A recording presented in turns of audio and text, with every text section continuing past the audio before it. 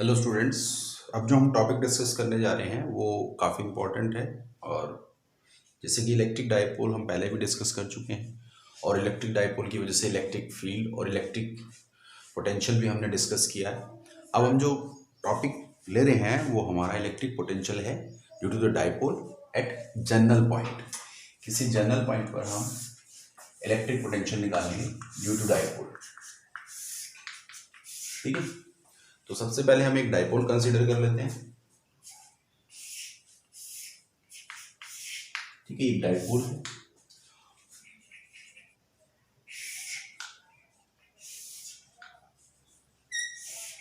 इसके सेंटर से कोई जनरल पॉइंट इसके एक्सिस से थीटा एंगल फॉर्म कर रहा है। ठीक है, और ये माइनस क्यू चार्ज, ये प्लस क्यू चार्ज, ये डाइपोल है।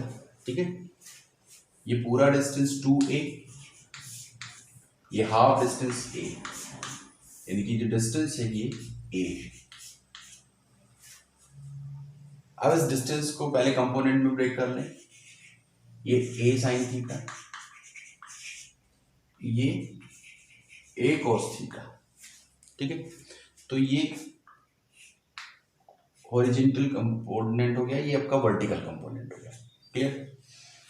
ये डिस्टेंस आपने r1 मान लिया, ये आपने r2 मान लिया। क्लियर? दोनों की वजह से यहाँ पे पोटेंशियल v1 एंड v2। इसी तरीके से अब हम क्या करते हैं, यहाँ से प्लस क्यू चार्ज से इस पे एक नॉर्मल ड्रॉ करते हैं जो m पर इंटरसेक्ट करेगा। क्लियर? ऐसे ही इसको आगे एक्सटेंड बढ़ाते करते हैं और ये एक नॉर्मल ड्रॉ करते हैं जो n पर इंटरसेक्ट करेगा। क्लियर? अब देखिए, कुछ थोड़ा सा कंस्ट्रक्शन इसके अंदर हम ज्योमेट्री अप्लाई करेंगे और कुछ कंडीशंस फुलफिल करेंगे, और फिर r1 और r2 की वैल्यू r की फॉर्म में निकालेंगे, क्योंकि जो सेंटर से डिस्टेंस है ये डिस्टेंस ये r है। ठीक है, तो देखिए ध्यान से देखिए, अगर हम दो ट्रायंगल, ये n है ये m है, इसको o ले लिया आपने, a b कह दिया। अगर दो ट्रायंगल ध्यान से देखें, दो ट्रायंगल हैं आपके A O N and O M B, तो इन पे कॉन्करेंट प्रूव करेंगे। तो कॉन्करेंसी की कंडीशंस क्या है? Angle A N O equal to angle B M O 90 degree. Clear? इसी तरीके से ये दोनों एंगल अपोजिट हैं, तो angle A O N equal to angle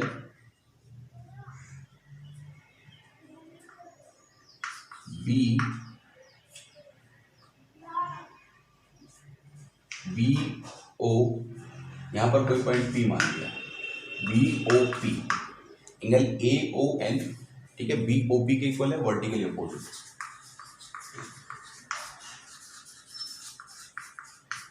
opposite, ठीक है, वर्टिकल अपोजिट हो गया। और क्योंकि ये डिस्टेंस, ये लेंथ सेम है, तो ओ ए इक्वल टू है ओ बी। क्लियर? तो कॉन्ग्रुएंसी प्रूव हो गई। तो कॉन्ग्रुएंसी से हमें बेनिफिट क्या है? उससे हमें ये इसकी ईच साइड इक्वल हो जाएगी। जब एंगल कॉन्ग्रुएंसी प्रूव हो गई तो इसका मतलब क्या हुआ? तो triangle A O M concurrent है triangle O M B. Clear? That's, इसीलिए जो है हम कह सकते हैं कि ओ एन इक्वल टू हो जाएगा ओ एम की। क्लियर? तो ओ एन की वैल्यू कितनी है? ओ एम की वैल्यू है ए कॉस थीटा, इसीलिए ओ एन की वैल्यू भी क्या हो जाएगी? ए कॉस थीटा। ठीक है, तो ये वाली वैल्यू हो गई ए कॉस थीटा। क्लियर? अब हमें R1 और R2 डिस्टेंस चाहिए इन फॉर्म ऑफ R। तो सिंपल है कि जो AP है ऑलमोस्ट इक्वल है NP के। ठीक है, और NP जिसको हम कह रहे हैं, जो NP आपका है जिसको हम कह रहे हैं R1 के इक्वल है, तो R1 इक्वल टू उसकी वैल्यू है दिस प्लस दिस, यानी कि R plus a cos theta. इसी तरीके से बी पी इक्वल टू है एम पी के, ऑलमोस्ट इक्वल है। तो इसी तरीके से यहां से B P equal to R two equal to R minus a cos theta. Clear? तो हमारे पास जो फाइनली रिजल्ट है जिसकी हमें ज़रूरत है वो हमारे पास रिजल्ट आता है कि R1 equal to R plus a cos theta और R2 की वैल्यू हुई R minus a cos theta. Clear? अब आप सिमिलरली उसी तरीके से जैसे पहले टू नेट पोटेंशियल क्या होगा, तो नेट पोटेंशियल होगा V is equal to V plus V minus plus charge की वजह से पोटेंशियल माइनस चार्ज की वजह से पोटेंशियल। तो V is equal two plus charge की वजह से पोटेंशियल देखिए 1/4 पाई एप्सिलॉन नॉट पॉजिटिव चार्ज और डिस्टेंस कितना है R minus a cos theta plus minus Q 4 pi epsilon naught R plus a cos theta. Clear? चलिए आगे सिंप्लीफाई करते हैं।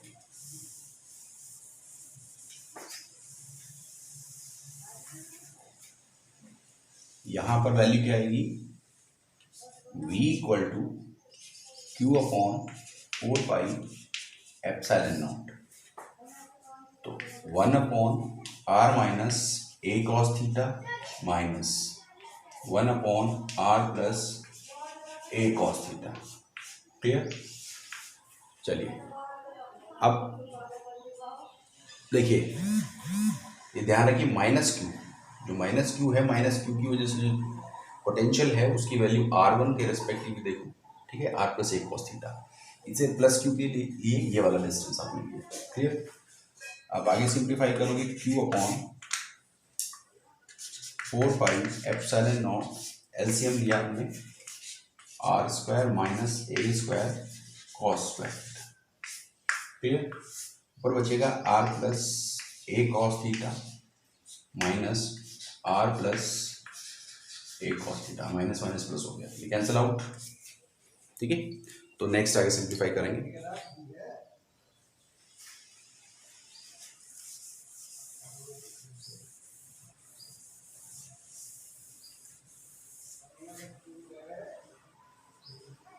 देखो Q upon 4 pi epsilon naught 2a cos theta upon minus a square cos square. Clear? P is equal to 2QA,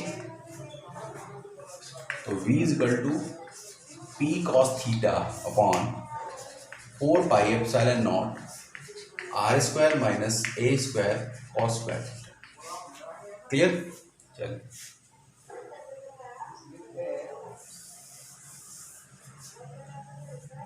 तो यहां पर expression आपका ये आ गया, ये जनरल पॉइंट है आपका। ठीक है, इसके स्पेशल केस अगर हम देखें तो स्पेशल केस में क्या है, if theta is equal to 0, theta is equal to 0 का मतलब है इसकी एक्सियल पर कहीं कोई पॉइंट होगा। ठीक है, theta is equal to 0 for axial point, जरा 0 रखो, तो v is equal to cos 0 1 4 pi epsilon naught R square minus a square, क्योंकि cos 0 फिर वही 1 हो जाएगा। ठीक है, तो ये एक्सियल पे आ गया। क्लियर? अब अगर हम बात करें इक्वेटोरियल, एक्सप्रेशन लिखा ही है, आप एक बार दोबारा लिख देते हैं एक्सप्रेशन को। एक्सप्रेशन है v is equal to P cos theta upon 4 pi epsilon naught R square minus a square cos square theta. ठीक है, तो ये वैल्यू अगर आप दूसरा केस में देखें, if theta is equal to 90 for equatorial, equatorial के लिए आप बात करेंगे तो v इक्वल टू 90 0। क्लियर? तो यानी कि जनरल पॉइंट है, इससे जिस एंगल पर भी आपको डाइपोल से थीटा शिफ्टिंग पर पॉइंट पूछे वहां पर आप निकाल सकते हैं। क्लियर? जनरलाइज आप देख सकते हैं, जैसे क्या एक स्पेशल और स्पेशल केस क्या है कि अगर आपने इस वाले केस में ध्यान से देखो, कंपेयर कर दो, जैसे कंडीशंस में आपने क्या कहा था कि या तो जीरो ही हो गया, लेकिन अगर r is less than r is greater than a हो जाए तो उस केस में क्या होगा, जब हमने कहा कि भाई v is equal to p axial के लिए, तो फॉर एक्सियल के लिए आप क्या कहता है 4 pi epsilon naught r square minus a square, क्योंकि a आपने नेग्लेक्ट कर दिया इसके कंपैरेटिव।